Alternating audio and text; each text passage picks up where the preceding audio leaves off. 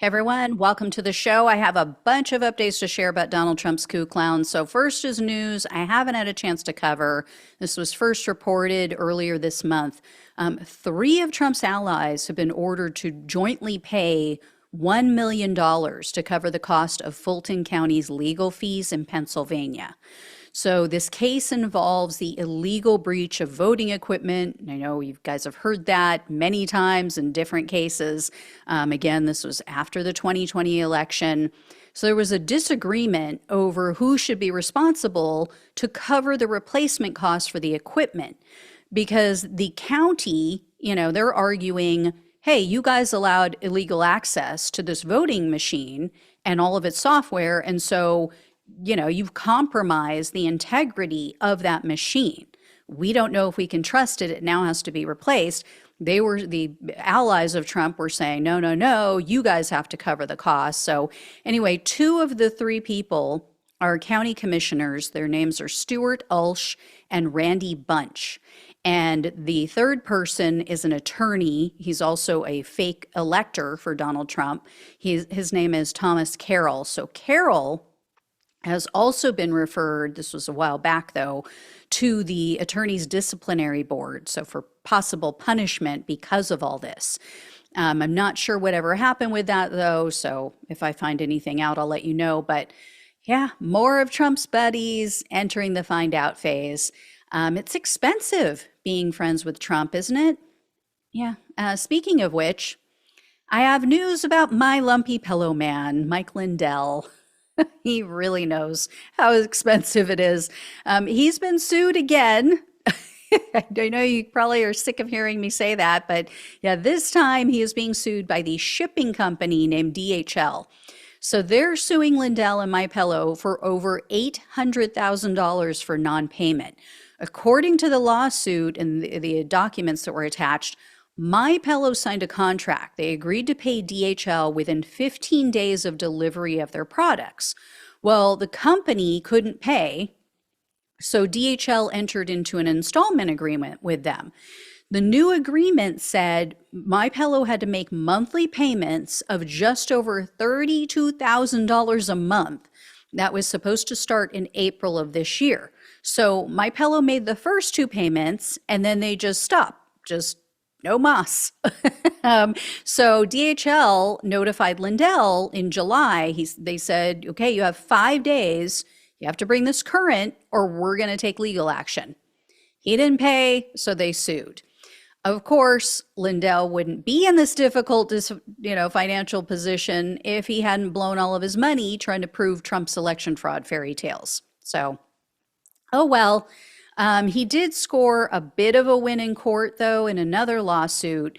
A judge ruled that Dominion Voting Systems co-founder, a guy named James Hoover, he has to sit for a deposition in the defamation case against Lindell, Patrick Byrne, One American News Network. So we'll see what comes of that.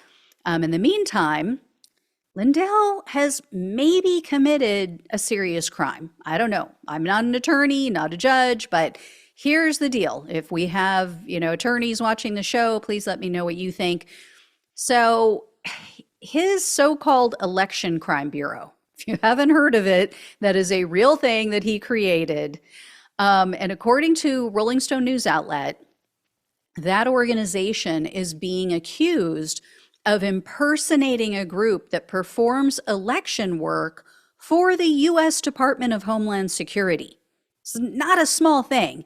So here's the deal. Earlier this month, Lindell's organization, again, this, crime bureau, election crime bureau, they emailed county officials and they asked, we need you to complete this survey for the Center for Internet Security, CIS. CIS is a legitimate group. It's a nonprofit. And they do analysis, they share election information, they receive funding for this work from DHS, from Department of Homeland Security. Lindell's group, though, has nothing to do with CIS. His Election Crime Bureau is a made-up, fictitious BS organization. Now, luckily, Lindell isn't too bright. So the survey requested some very odd information and it raised some red flags. So these counties were asked to provide personal information for election officials. They were asking for their home addresses.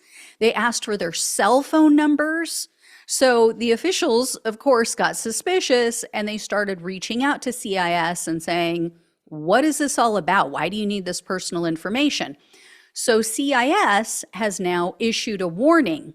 They wrote, quote, that there was a, quote, email impersonating CIS. And their warning went on to say that they've, quote, received multiple reports of emails from the Election Crime Bureau being disseminated that could lead a recipient to believe these emails are from the Election Infrastructure Information Sharing and Analysis Center. That is the center that conducts the work for DHS. It's part of CIS. It's a group within the group. So Rolling Stone reached out to Lindell. They reached out to his fake organization for comment. They didn't receive a response, but then a staffer for the Election Crime Bureau went on Twitter and wrote that CIS is, quote, engaging in a disinformation campaign targeting Mike Lindell's Election Crime Bureau.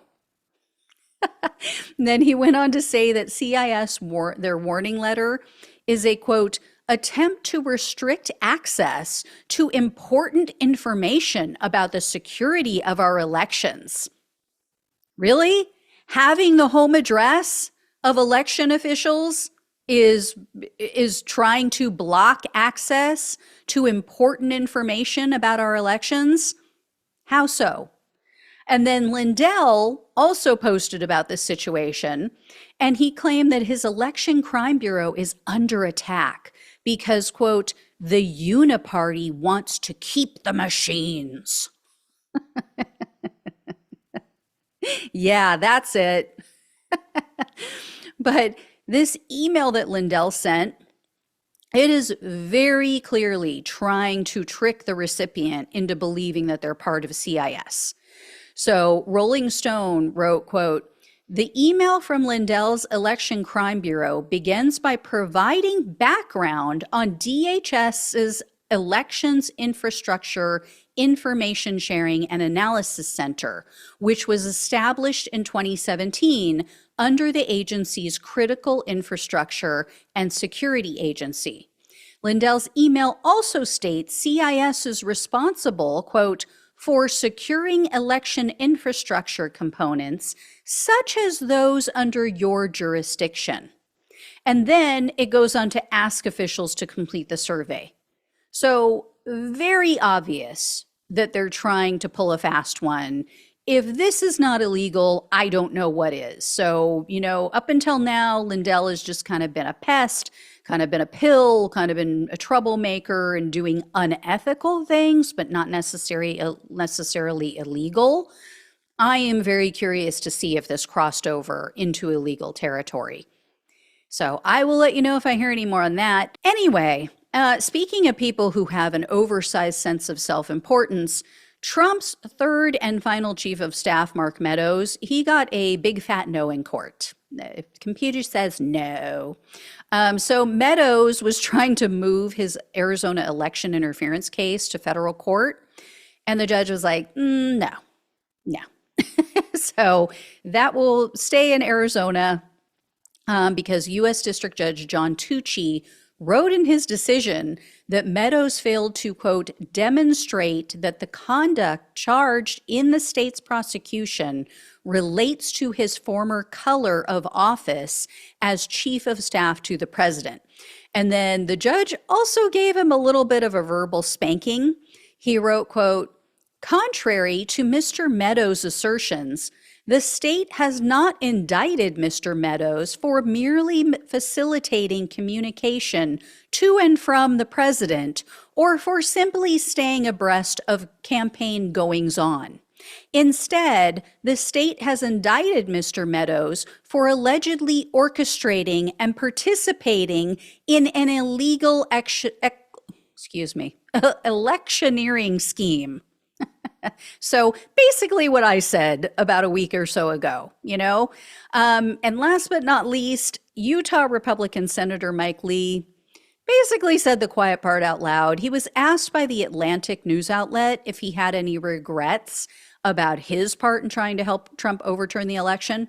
Lee replied, quote, well, you know, had I known that my texts would be leaked to the public selectively, perhaps I would have said less in the text messages. He also smirked when the reporter mentioned that Vice President Mike Pence was in danger on January 6th. So the guy has no remorse, other than the fact that he got busted because he put so much in writing.